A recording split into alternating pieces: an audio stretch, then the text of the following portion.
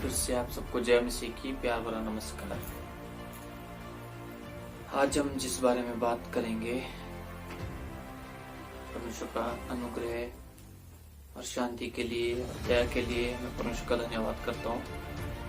परमेश्वर महान है। आज हम जिस बारे में बात करेंगे वो है स्वतंत्रता को सुरक्षित रखना। आमीन। प्रिय भाइयों, मैं आपको बताना चाहता हूँ, मसीह में हम स्वतंत्र किए गए। जिस प्रकार से वचन लिखा है, सत्य को जानो, सत्य तुम्हें स्वतंत्र करेगा। अगर हम गलतियों की किताब उसका अध्याय 5 पढ़ेंगे, उसका एक वचन आप देखें, मैं आपके लिए पढ़ूं। मसीह ने स्वतंत्रता के लिए हमें स्वतंत्र किया, इसी में स्थिर रहो, दासत्व के जुओं में फिर से न जुड़ो। आमीन। अगर इसी के साथ वचन देर पढ़ेंगे तो वहां लिखा है, हे भाइयों, तुम स्वतंत्र होने के लिए बुलाए गए, परंतु ऐसा ना हो कि स्वतंत्रता शारीरिक कामों का अवसर बने।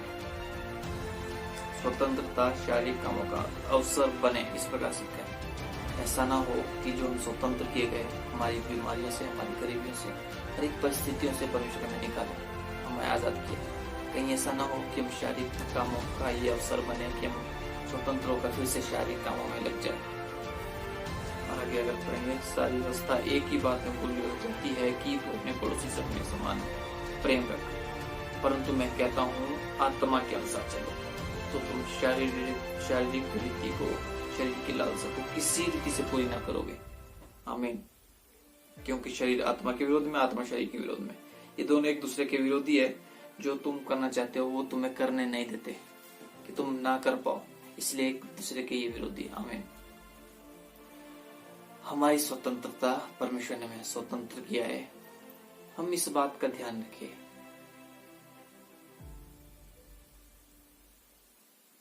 कि हमारी स्वतंत्रता कहीं हमारा फिसलाव का कारण तो नहीं बन रही है। मसीह ने हमें स्वतंत्र किया, ये बात सत्य है। मसीह ने हमें आजाद किया, ये बात सत्य है। लेकिन आज हम ध्यान रखें कि हम उस स्वतंत्रता का फायदा कहाँ उठा रहे। उस स्वतंत्रता जो हमें मिली है, उसके बाद हम उसका प्रयोग कहाँ कर रहे हैं। अगर हम आजाद किए गए तो क्या हम बुरे कामों के लिए आजाद किए गए? यहाँ लिखे, फिर से दासत्व के जुओं में न जुटो। स्वतंत्रता को सुरक्षित रखो। सुरक्षित रखने का मतलब है, मैं बताऊंगा। स्वतंत्रता को सुरक्षित रखने का मतलब है स्वतंत्रता में बने रहना, यानी कि अच्छाई के काम करना। अगर हम फिर से बुराई के काम करने लग गए तो हम उसके गुलाम हो गए, क्योंकि प्रत्येक प्रकार की बुराई शैतान की ओर से आती है। लेकिन जब भलाई आप करते हैं तो परमेश्वर आपकी सहायता करता है। प्रत्येक प्रकार की भलाई परमेश्वर की ओर से है। जब आप भलाई करते हैं तो आप भलाई के साथ है, लेकिन जब आप बुराई करते हैं तो आप उसके गुलाम बन जाते हैं। तो आप स्वतंत्र नहीं रहते, लेकिन फिर से आप उसी गुलामी में, जिससे परमेश्वर ने आपको निकाला, उसमें चले जाते हैं। मैं फिर से आपको बताना चाहता हूँ, स्वतंत्रता को सुरक्षित रखो। ये बहुत महत्वपूर्ण है भाइयों। हम मसीह में स्वतंत्र किए गए, लेकिन इसी स्वतंत्रता में कैसे हम परमेश्वर के साथ चले, कैसे हम इसको सुरक्षित रख सकते हैं, वो है परमेश्वर के वचन और प्रार्थना और उसकी सामर्थ से। उस वचन कहता है परमेश्वर से प्रेम रखना ये है कि हम उसके आज्ञाओं के अनुसार चले। अगर हम परमेश्वर से प्रेम रखते हैं तो ये इस प्रकार से दर्शेगा कि हम उसके आज्ञाओं के अनुसार चल रहे हैं। अगर हम नहीं चल रहे तो समझो हमने अभी भी स्वतंत्रता को सुरक्षित नहीं रखा है। हम अभी भी गुलामी में हैं। हमें अभी भी छुड़ाने वाले की जरूरत है।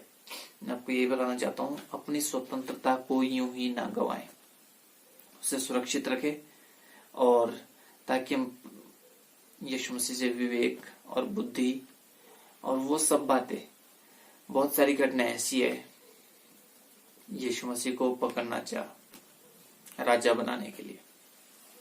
एक भाई इस बारे में सिखा रहे थे, यीशु मसीह को पकड़ना चाह राजा बनाने के विषय में, लेकिन यीशु मसीह को पता था कि उसको क्या करना है, वो क्यों पृथ्वी पर आया और उसका उद्देश्य क्या है। उसने अपने लक्ष्य को पूरा करना था। उसने अपनी स्वतंत्रता को सुरक्षित रखा, है ना। अगर वो स्वतंत्रता को सुरक्षित नहीं रखता तो वो भी राजा बन जाता, क्योंकि वो उसके पीछे भीड़ की भीड़ लगी होती थी, और वो भीड़ में शिक्षा की बातें और भी बहुत सारे ऐसी उनको टीचिंग दिया करता था। मेरे प्रियो, मैं आपको यही बताना चाहता हूँ कि हम अपनी स्वतंत्रता को सुरक्षित रखें। यीशु मसीह उनको गाइडलाइन, एक जीवन की शिक्षा देता था। अगर वो चाहता तो राजा बन सकता था, लेकिन नहीं, उसे पता था कि उसको क्यों, उसका लक्ष्य क्या था पृथ्वी पर आने के लिए और किस लक्ष्य को उसने प्राप्त करना है। भाइयों, विश्वासी जितने भी हम जन हैं, हम सब के लिए भी एक लक्ष्य रखा गया है। हमारा चुनाव किसी विशेष उद्देश्य के लिए हुआ है। हमें यह अवश्य याद रखना चाहिए कि हम अपनी स्वतंत्रता को, अपने बुलाए जाने को हम याद रखें। मसीह में आप सबको शांति मिले और हम अपनी स्वतंत्रता को सुरक्षित रखें, ताकि हम निशानी की ओर सीधा दौड़े। मसीह के जिस निशानी की ओर हम दौड़ रहे हैं, जिसके लिए हम चुने गए हैं, जिस दौड़ में हम हैं, आत्मिक दौड़ में, मैं जानता हूं वो कठिन है, क्योंकि वो सकरा मार्ग है बाइबल के अनुसार। लेकिन उसमें वो कांटे भी है, वो झाड़ियां भी है। वो क्या है? वो है हमारी स्वतंत्रता को भंग करने के लिए।